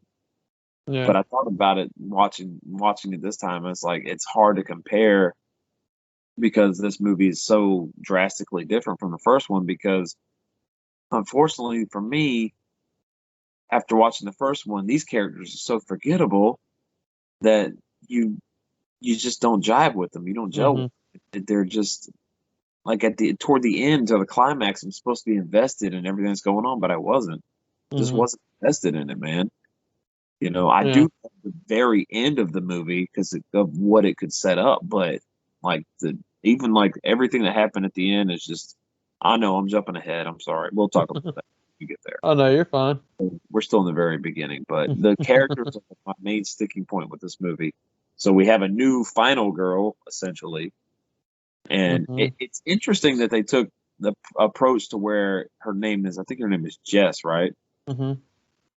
And they show her in the beginning at a doctor's office. She's slowly losing her eyesight, which is like, oh wow, this is neat that they're kind of adding this little character trait to our final girl, and she's kind of like, she's wanting to see everything and experience things before she loses her eyesight, which the whole premise is really sad. It's very, very sad. I'd hate to, be in a position where I'm like, I have to see all this stuff and do all this before I lose my eyesight, and I lose that forever. It's Mm-hmm. very, very tragic. And I thought they would utilize that, well, they kind of utilize it a little bit, but the premise is pretty sad. But I don't. It's not on the actress. Her acting wasn't terrible. I don't know. Maybe it was just the way the script was written. I just Yeah. wasn't invested in these characters, man. Yeah. Same for me. I mean, the whole. So you end up meeting like a group of cops who are trying to figure this puzzle out.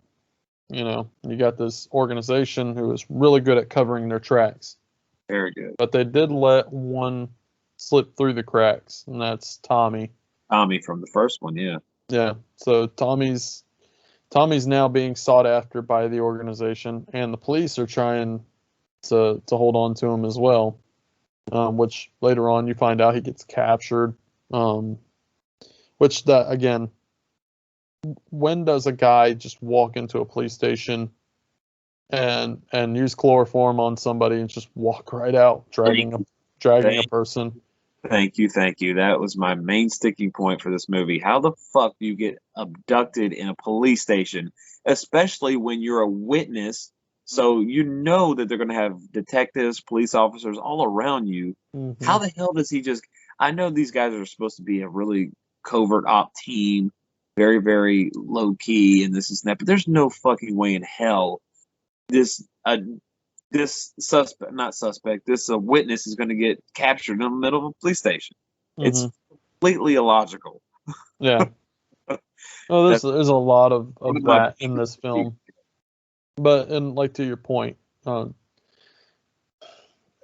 it's like in the first movie they had all these kind of low budget actors who actually acted, Yeah, and then they got a whole bunch of low budget actors for this film who didn't act.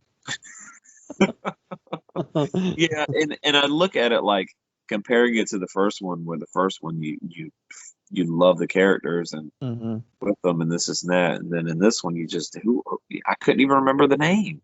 Like Mm-hmm. I couldn't remember the name. I look at the name. I was like, with the first one, I was like, oh, I know Tucker, I know Steven, but in the second one, I'm like, what are the names of the characters again? Yeah. Even the character that's introduced in the last part of the original Laid to Rest, I couldn't even remember his name because these characters are very forgettable. Mm-hmm. Very forgettable. He does have amazing shoes, though. He's got those Iron Maiden killer shoes. I fucking love those, man. Yeah, I caught on to that. I want a pair of those bad, dude. Yeah, those Chuck Taylors, they're pretty sick. Sick, man. Yeah, I There's did a lot notice that. I know Robert Hall. I think he has a little, or he had a little, not fixed, but some connections in the metal scene and the music scene. So he was, especially in this one, which is one of my favorite things of the movie. This really, really cute girl is blasting some Black Sabbath, or not Black Sabbath, Black Label Society, and I'm like, hell yeah, dude, I'm with it. I love it. Fucking A, dude. And I love the song, so to have some Black Label Society in a movie, I'm all for it. You get brownie points for me. Yeah. I think our main character Jess was going to a Black Label Society concert, or she was going to a concert with a friend, Hmm. blasting some Black Label. So I don't know. I know they were going to a concert. I just don't know if Black Label, if it was Black. Yeah, I remember them talking about a concert, but I didn't catch who Yeah. they were talking about. Yeah. Um, yeah, so pretty much one of the things there's just so much that I could honestly talk about that I disliked about this movie more so than I liked about this movie. And that's pretty bad, you know. I think we should get into it, man. What are your thoughts? Well, I mean, I like the fact that when you're introduced to Preston, I do like his character in a sense. Like right away I started noticing he was trying to mimic Chromeskull himself, you know. He was, like you said, kind of wanting to become Chromeskull. Span. Yeah. In which, of course, later on in the film, you actually, through him killing all these people in this film, he's now become I think with every kill, he's getting more and more a taste of what he wants to be or what he wants to do. Yeah. And pretty much, like, towards the end of the film, you start to see him go through the whole transformation. Shaves his head, gets the tattoo, the infamous Chromeskull tattoo. One of the scenes that just drags and drags and drags. It's like, okay, dude, we get it. You're getting the tattoo. We get it. We get it. It just keeps going and going and going. Yeah. Cuts back to it. He's still getting a tattoo. It's like, oh God. It's just moments like And then that. it cuts away because at this point, Tommy and Jess are trying to figure out a way out of this warehouse. Yeah. And then it cuts back to him, and he's now putting his shirt back on. Like, okay, Which- I just got done getting my tattoo. That's another thing. So he's got this another one of my problems. So he's got both of these characters, and Chromeskull hates the guy because of what he did. He took his kill. He took his what he wanted, his fish, from what he called it. Mhm. So he immediately is like, "You're no longer employed in this company. Yeah, your services are no longer needed Required within the organization." Yeah. organization." Yeah. So for whatever fucking reason, Preston just leaves both of them be, lets them free, and just goes off to get the tattoo. And this, I'm like, what? Why? Yeah. No. Why? Why are you doing that? Yeah. It doesn't make any fucking sense, man. None You're whatsoever. just letting these characters run free. These people that you've captured, now you're letting them run free so you can go get a tattoo and shave your head to become Chromeskull. They're gonna fucking go get away. You Yeah. think this is why you can't be Chromeskull, because you make decisions like this and you're doing this. I understand Mhm. you're mad, you're pissed off, you got fired, this is that. But logically, come on, dude. That doesn't make any sense. I Mhm. wrote that down in my notes. I'm like, really? Is he letting them go? Is he just letting them free? He's gonna go off. I think prior to him getting that tattoo, doesn't he like handcuff them Yes. to a coffin? Yes. I remember her being free and loose to wander around wherever the fuck she wants. He did not Yeah. secure her or anything. He really was not the greatest at what he did, but he felt like he did everything to the T for this guy, It's really funny because even like one scene, Jess figures out that she has her cell phone in her pocket. Mm. You take somebody hostage, what's the first thing that you do? Take their phone. You take any way that they can reach out to somebody, you take that Yeah. away. Or you think that's what happens. That's what happens in every fucking movie. Anytime you get kidnapped or this and that, that's the kind of shit that happens. Yeah. But even the basic shit they didn't do. For whatever reason, they just didn't do it. Or he didn't do it, more specifically. He didn't do it, yeah. Yeah, exactly. It was almost. I'm almost wondering if like shit was done intentionally to maybe like let things fail around Chromeskull, but he idolized Chromeskull so much, you know. I don't think that that's the case, or at least And if I and if you, I'm sorry, Corey. I was just gonna say, if you idolize him so much, you know how he is. You've been working with him. Why the hell are you gonna kill his catch, man? His prize. Why are you gonna kill him? You know what's gonna happen. He's gonna hold a well, grudge. He's gonna be pissed. I mean, I get it, but still, it's mm, like if you're such a fanboy and you know so much about him, you would think that's like, let me like take her. I mean, obviously he's not the best at kidnapping and securing people, so he well, probably I think he about it. did. So going back to Princess's kill, I think that was purely accidental at first. Yeah, I think he was trying to subdue her with the knife, you know, kind of just you know scaring her a little because he accidentally slit her mouth, and I think at that point he saw the blood on the knife and he was like, "Oh, this is what it feels like," yeah. You and think that he was got the start of it. yeah, he got a taste of it, and he's okay. Yeah, Yeah, that kind of makes sense because yeah, you're right because he does have a moment where he's like, oh shit.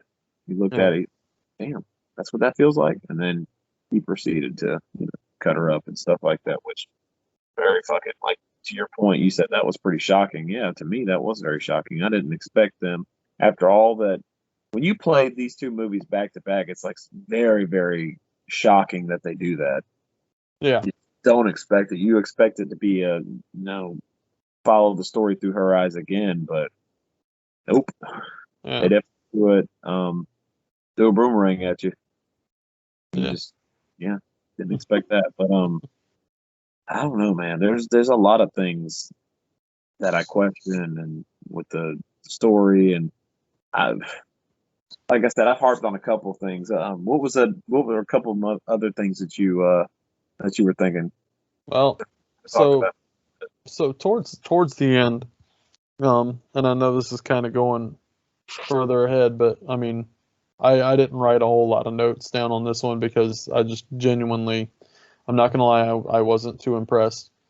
Mm, Um, given the first film, and then because I did pretty much watch it back to back, and I was just like, oh man, and this was a first time watch. That's another thing I didn't say.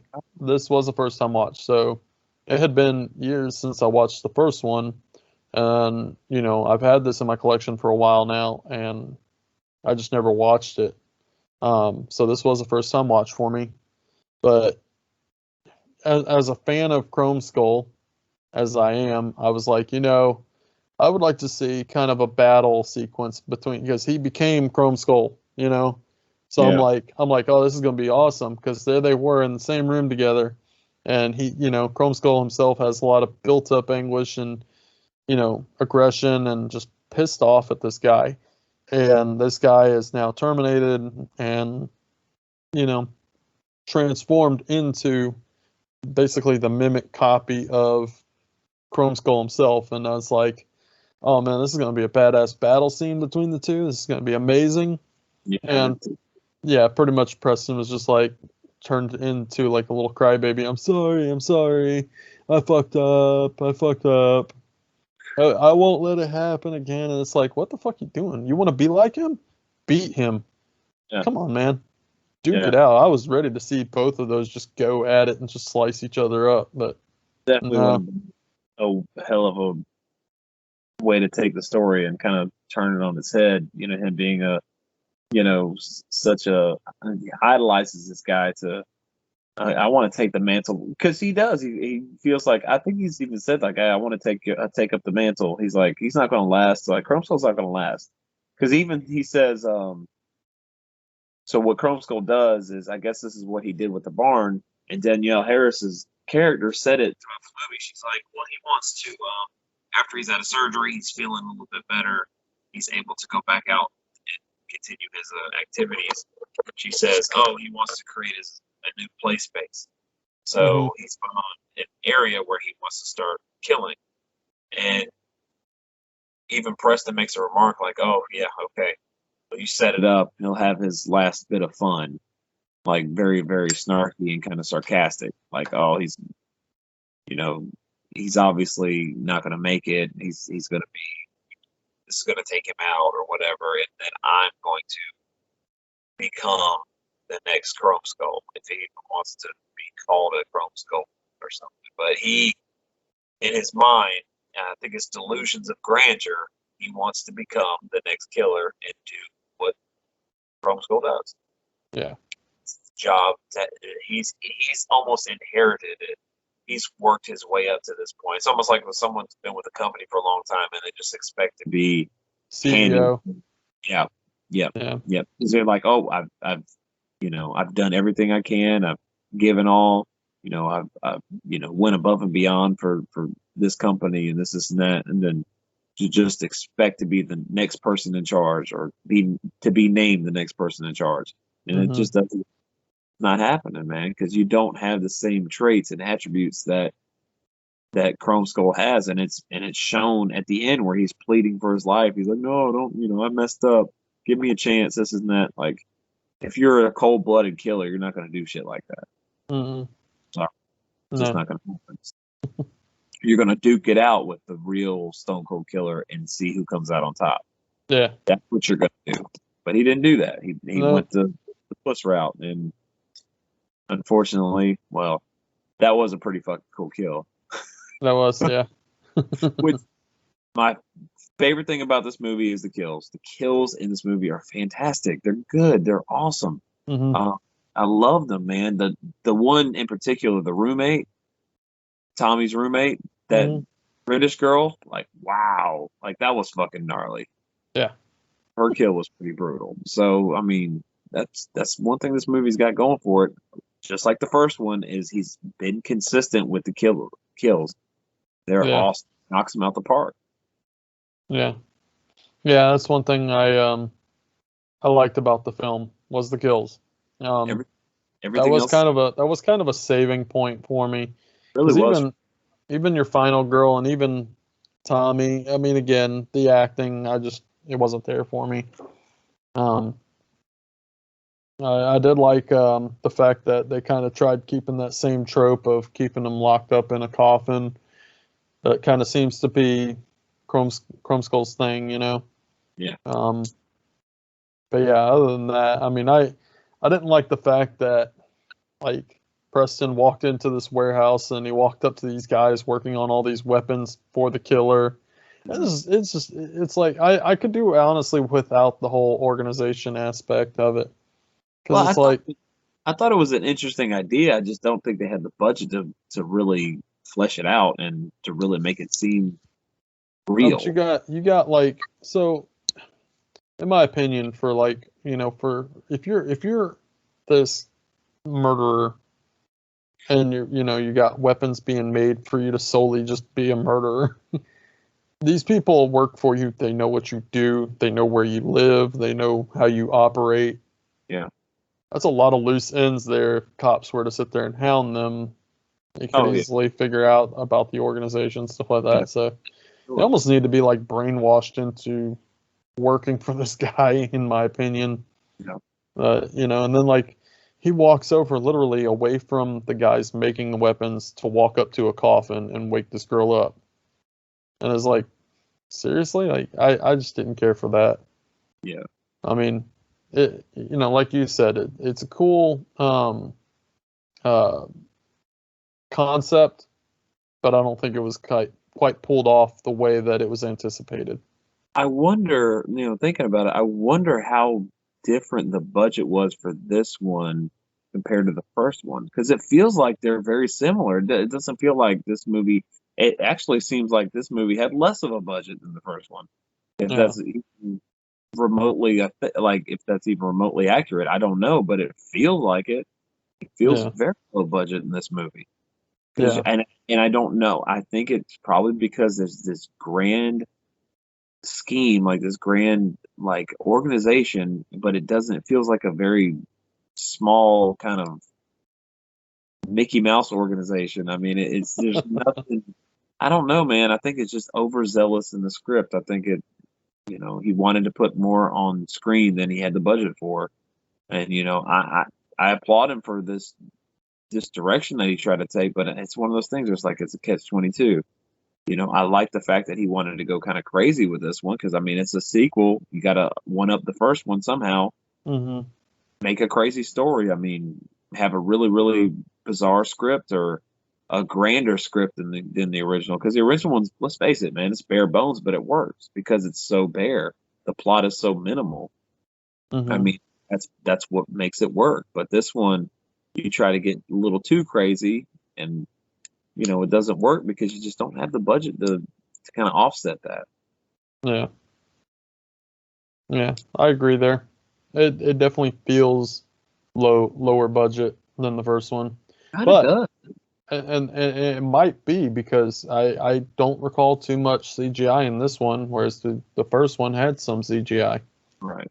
You know, I think the only CGI that I could probably see is like the dip tank kill scene. Oh, when he Jason X the guy? Yeah. Yeah. That was cool. That was pretty Yeah. gnarly. Yeah. I gotta admit, that's a pretty cool. That's probably my favorite out of all of them. I mean, you actually get to see like in from the dip tank's point of view, you Yeah. actually see this base like starting to mold into chrome. I thought that was really cool. That was really cool. Yeah, I agree with you. It's probably my favorite kill in the movie as well. But overall, I think the kills is what had it for this Yeah. film. That's pretty much about it for me with this one. Same here, man. Honestly, I'm right there with you. Like, there's a lot of missed opportunities in this. Yeah. I don't know. I don't know what happened. I don't know what could have been changed. I know, like I said, killing Princess off that quick was like, wow, very very surprising. I mean, I mean, it serves for the plot and the narrative, but still, it's very off-putting when you just don't expect it. You expect her to have another showdown with Chromeskull, and it just doesn't happen.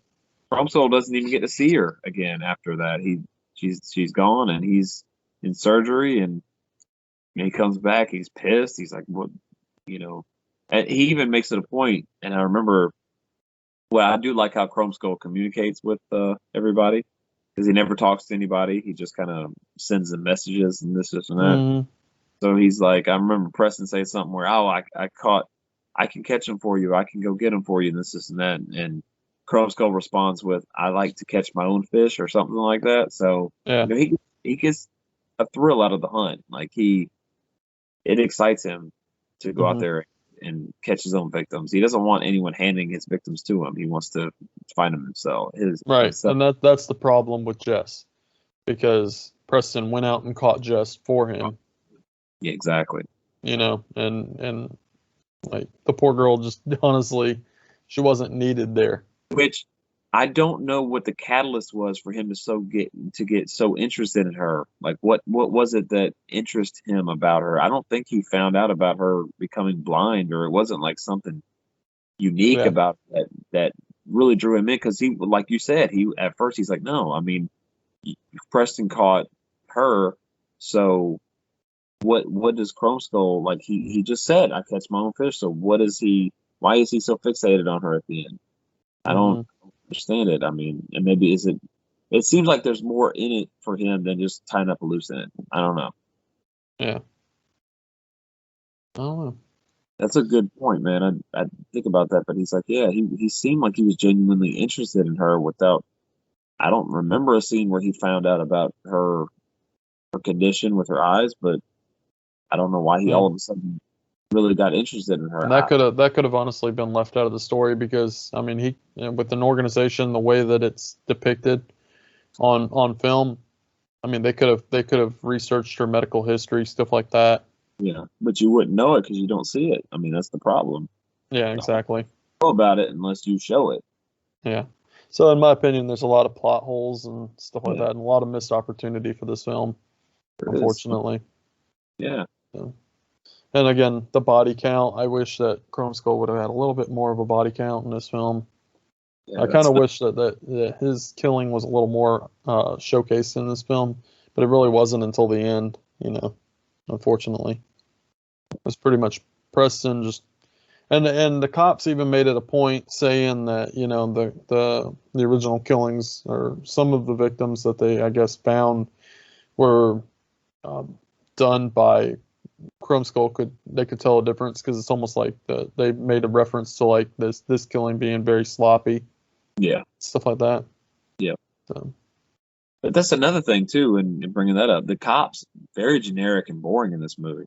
There's nothing to their characters. I mean, you would think like you side with them, or you get on their side and stuff because of the police. They're trying to save this girl and track this killer and this and that. But there was nothing to their characters, man. They were generic as hell. I mean, like I said, I couldn't even remember the lead detective's name. I couldn't remember it. King. Yeah, King. Right. That's it. Terrible. Yeah, I'm ready to rate this, honestly. Same here, man. Like I said, we can nitpick a lot. Oh, not even nitpick. These are legit points, like plot holes and stuff that are happening. I mean, it's not nitpicking. Nitpicking is, finding something that you're like, oh, that didn't make any sense, but it's fine. I'm not too worried about it or whatever. No, man, there's legitimately problems with this movie. Like, how did somebody get abducted from a police station? I still can't figure that out. Especially since they're so, it's like, oh, this is our star witness. This is our guy. We have to have people around him. We have to protect him. This and that. Yeah. People with him at all times. How the hell does he get abducted then? How does someone just stroll into the police station, put on a pair of gloves, and knock this guy out and take him out of the police station without anybody knowing? It just doesn't make any sense. I don't even like that scene. I don't even like that scene because it's like you can tell something's off. Yeah. It's just, there's this guy in this business suit casually just walks in where Tommy is. And then he like looks down at his phone to make sure he's got the right guy. And my opinion, if you're organized really well, you already know that that's your guy. Yeah, and then he takes the time to put the gloves on. He's whistling. He's just making himself not conspicuous whatsoever. Yeah. Not at all. Especially when you're in a damn police station. I don't get that. That is my one moment where I scratch my head like, really? Yeah, and with Tommy being on as edge as he was in this film, I'm really surprised that he wasn't more conceited in that moment. Yeah. He was, I'm surprised he didn't like just run out of there like, oh shit, I think I'm about to get captured. No, because he even made it a point to say I'm not even safe here because this guy took out a whole police station, which was just a deputy and a sheriff. Yeah.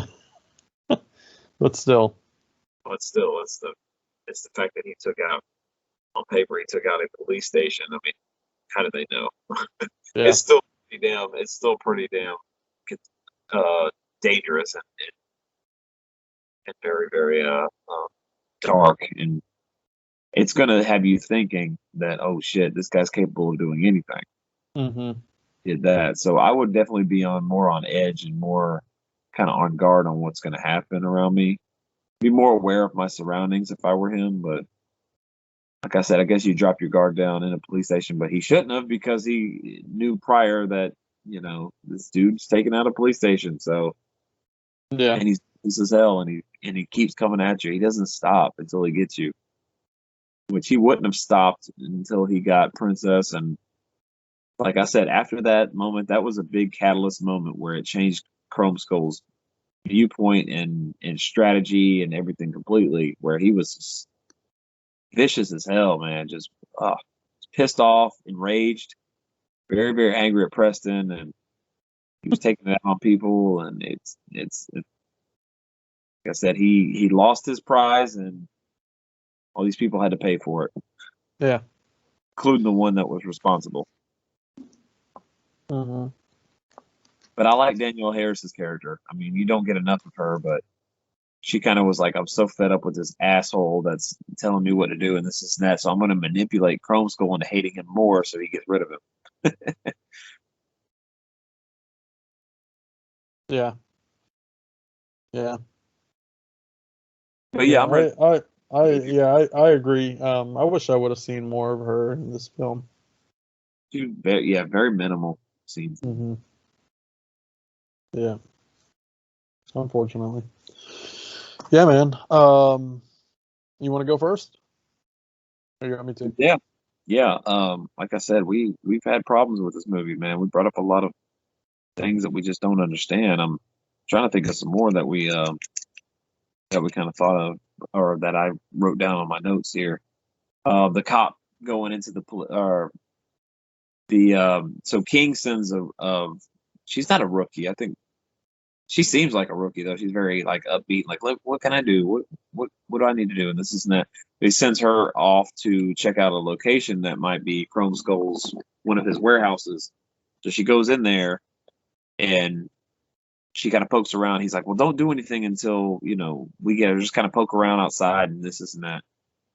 So she ends up going inside and not doing what he told her, to kind of like poke around inside. Like he told her to kind of poke around outside and see what you need to do. And if something seems wrong, just call him back up and this and that. Well, she doesn't do that. And ends up costing her in the long run because she gets killed.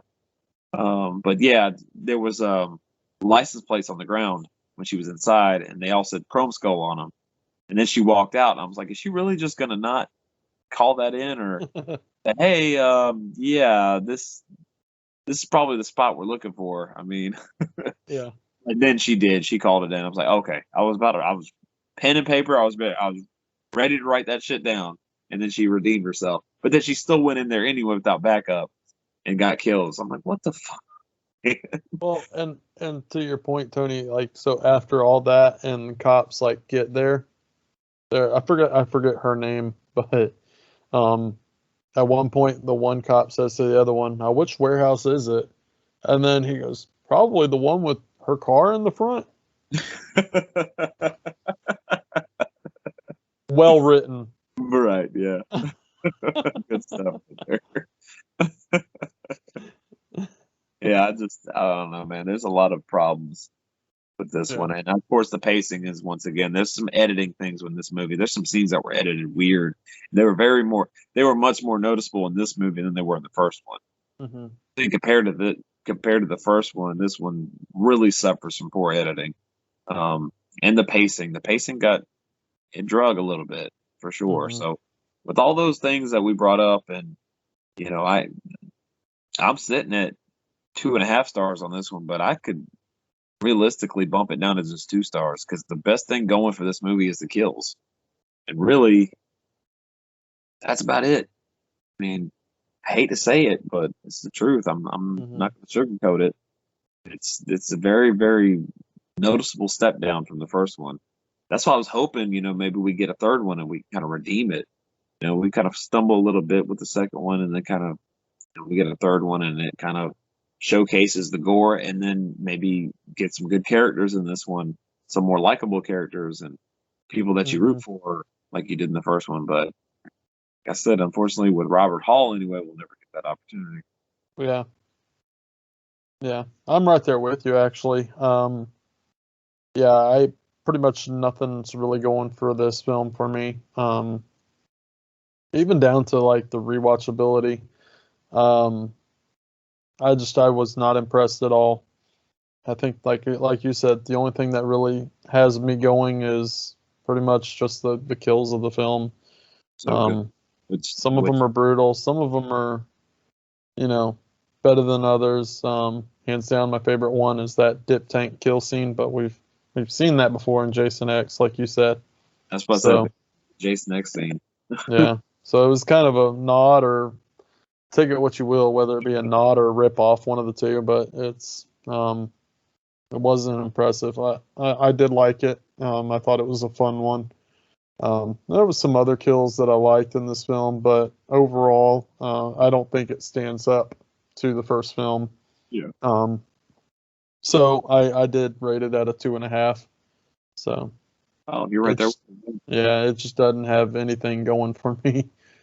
Like I said, even rewatchability, I would have a hard time popping this one in. Maybe in the future, it's one of those films where I'm like, I need to give it another chance. But right now, I was not impressed. Yeah, with this viewing, I remember me enjoying it more last time when I saw it for the first time. I enjoyed it more, but this viewing, checking it out this time, it dropped considerably for me. Just with the plot holes and the editing, pacing, the characters not being likable. But like I said, the best thing about this movie and the consistency is the kills. I mean, the kills don't drop off in this one. They're really good too. Yeah. Some are even more heightened than the first one, which is Yeah. important. I mean, if you have characters around you, have less head scratching moments. This could have been a worthy follow up to the original. Yeah, and that's the thing. I was actually genuinely confused at first too, because there was a scene where like Chromeskull comes in and abducts Jess and stuff, and he goes into her house and abducts her. In that scene, I thought that Chromeskull was making a comeback, and that was Chromeskull. But then later on, it was revealed that it wasn't Chromeskull, which kind of blew my mind a little bit. And I was like, "Are you serious right now? He's still laying in a hospital bed, still not able to do shit." Like, so he didn't even take Jess, and I had to figure that out later on in the film. Yeah. So I was confused by all that.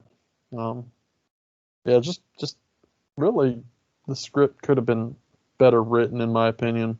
Yeah, could have been You punched. know, Sure. everything could have been delivered a little bit better. Yeah. I'm right there with you, man. I think we're on the same page with this one. Yeah. You know, if we go into it, you want to love it because, I mean, first one's so much fun, and then this one just drops off. It just really drops off. I mean, I really believe that they put a lot into the, secret society and this and that, but didn't, play into the fact that, hey, we don't have the budget to cover this. I mean, this is kind of, so it's almost like we're our own worst enemy. I mean, we're Mhm. putting all the stuff out that we want to see, that we want to do, but we just don't have the budget to cover it. Yep. Because it feels more, I don't know why, I don't know if it is, but it feels more low budget than the first one, which is, the first one feels pretty low budget, so that's saying something. Yeah. Yep. Right there with you. Well, you is that covered pretty well? We're done. Yeah, I think so. Got a cross and Man. Well, with that, you ready to land the plane? Yep. Cool. Well, folks, we thank you for listening in on our episode, and this was the episode of Laid to Rest and Laid to Rest 2. We hope you enjoyed it, and we hope we didn't ruin anything for you. But yeah, if you haven't seen the films and we've kind of turned you on to them, definitely go check them out on Tubi, and yeah, just become a fan of Chromeskull, because if you haven't seen him, he's awesome. He's a cool character. It really is. I really love his character. But yeah, with that, just like, share, subscribe to this episode, and make sure that you check our Facebook group out if you're not a part of it. Ask nicely, we'll let you in, and you can start joining the conversation. Next week is our roulette episode. I have not told Tony what I'm going to be watching for that episode, so that's going to be a treat.